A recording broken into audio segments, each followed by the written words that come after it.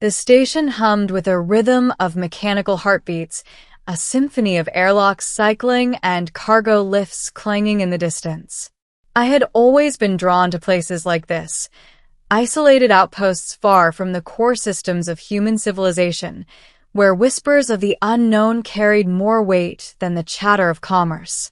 My name is Kael Draven, and this was my first posting as a xenolinguistics officer aboard the orbital station Elysium Reach.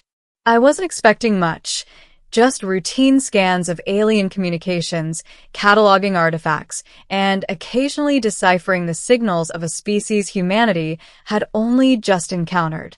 But everything changed the day she arrived.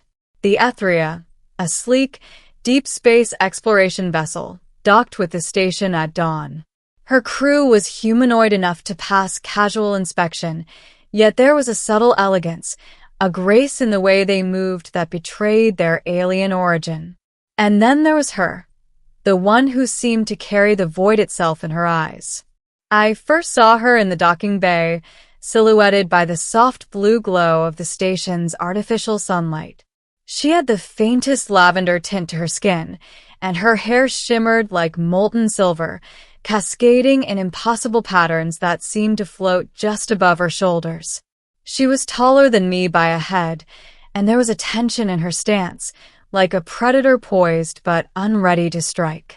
When our eyes met, I felt something strange, an instinctual pull, as though the universe itself was nudging me forward. I cleared my throat and stepped closer. "Welcome to Elysium Reach," I said, keeping my voice steady despite the pounding of my heart. She tilted her head, eyes narrowing slightly, studying me. Her gaze was sharp, analytical, yet there was a flicker of curiosity beneath it. She didn't respond verbally, which wasn't surprising. Most of her species communicated via a complex combination of micro-gestures and harmonic resonances, audible only to trained ears. "I'm Kael Draven, xenolinguistics," I added, hoping she would at least acknowledge my presence. For a moment, it seemed as if she might ignore me entirely. Her attention drifted to the bay doors, scanning the station beyond. I swallowed the lump in my throat and decided to try a different approach. "I've read the preliminary reports on your people," I said carefully. "You're exceptional. Humanity hasn't encountered a culture quite like yours."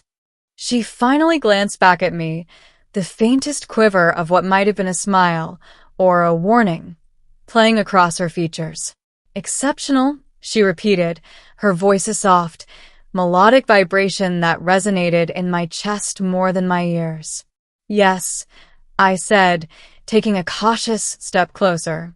"And I'd like to help make your stay here comfortable."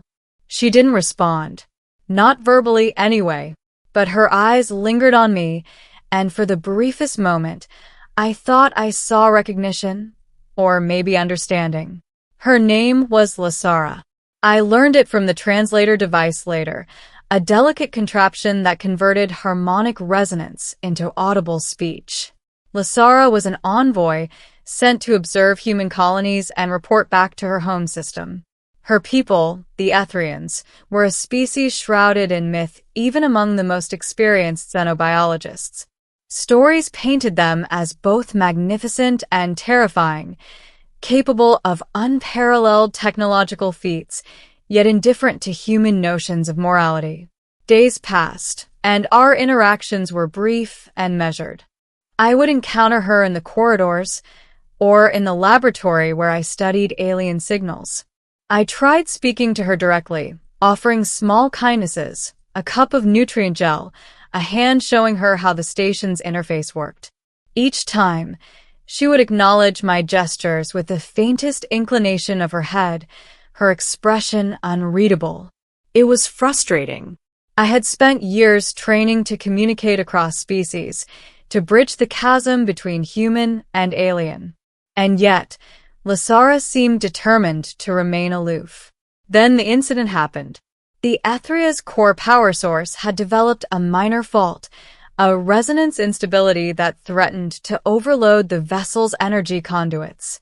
The station had strict protocols for handling alien technology, but Elara insisted on supervising my work personally. She floated beside me in the maintenance bay, the ambient lights casting a soft glow across her silver hair. I was focused on calibrating the stabilizers when she spoke, softly, almost imperceptibly. "Why do you persist?" she asked. I froze, wrench in hand. "Persist?" "Yes," she said, eyes meeting mine for the first time without pretense. "Why do you speak when others do not? Why do you act when it seems unnecessary?" I considered my words carefully, because I believe some connections are worth making, even if they're difficult, even if they might be ignored. Her gaze lingered on me, piercing through the armor of casual professionalism I had built around myself. She said nothing for a long while, and I wondered if I had overstepped. But then she stepped closer, just enough that the air between us seemed to vibrate with unspoken tension. "You are unusual," she murmured, her voice almost a whisper. "Most humans would not." She trailed off, leaving the sentence unfinished, suspended in the hum of the maintenance bay. I took a deep breath. "Elara, I don't know how your people feel about Bond's connections, but I want you to know that I care. I want to understand you, not just your species, but you." Her eyes softened, and for a moment, I thought the void within them had receded, revealing something fragile, almost human. She said nothing, only extended a hand, slender, ethereal, toward mine. It was a gesture so simple, yet so profound that I felt my chest tighten.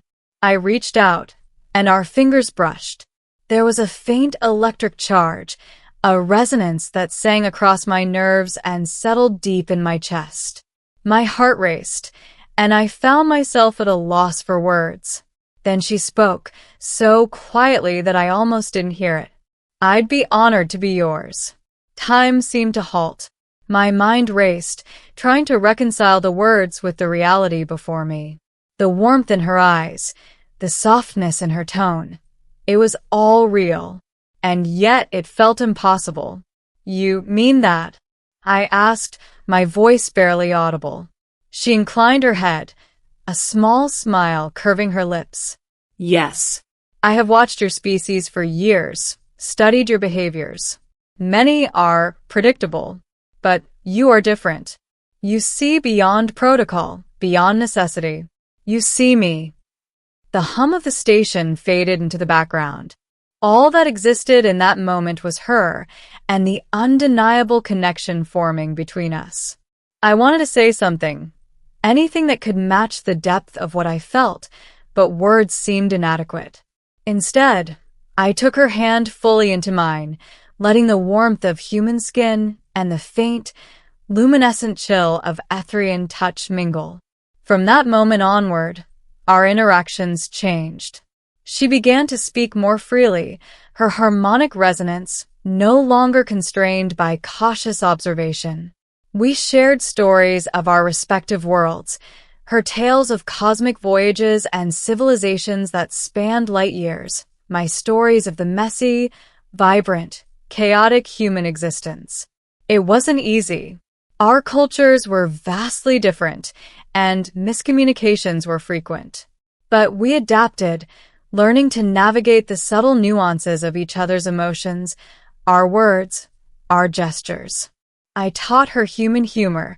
She taught me the melodic art of Etherean expression. And every day, the bond between us strengthened.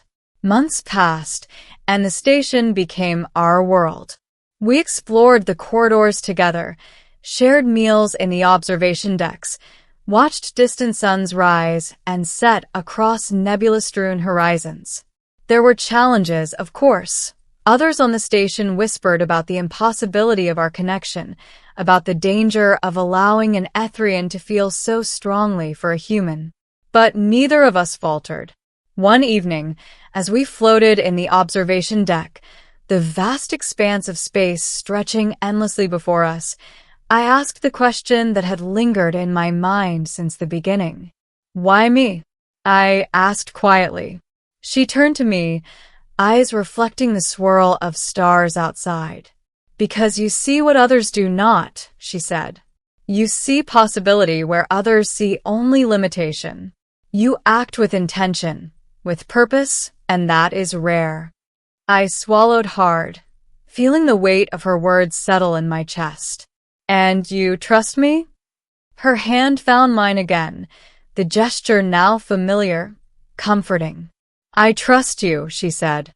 "I do not know what the future holds, Kael, but I know that whatever it is, I want to face it with you." I pulled her closer, careful not to intrude upon the delicate space her people required, and whispered back, "Then we'll face it together." In that moment, the station seemed to fade. There was no bureaucracy, no protocols, no distant echoes of mechanical hums. Just us, suspended in the cosmos, a human and an Etherian bound by a connection that transcended words, species, and expectations. And as I held her there, feeling the gentle pulse of her resonance against my own heartbeat, I realized something profound.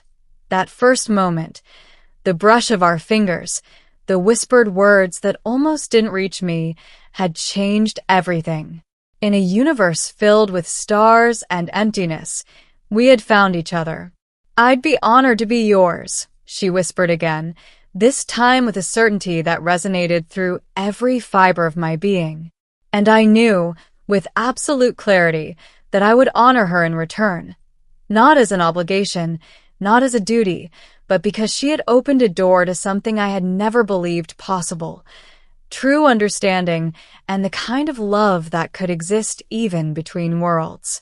The station outside continued its endless rhythm, but within the quiet of the observation deck, we had found a world of our own, a fragile, luminous world, suspended in the dark, held together by the simplest, most profound of truths. Connection is worth every risk. And for the first time in my life, I believed in the impossible.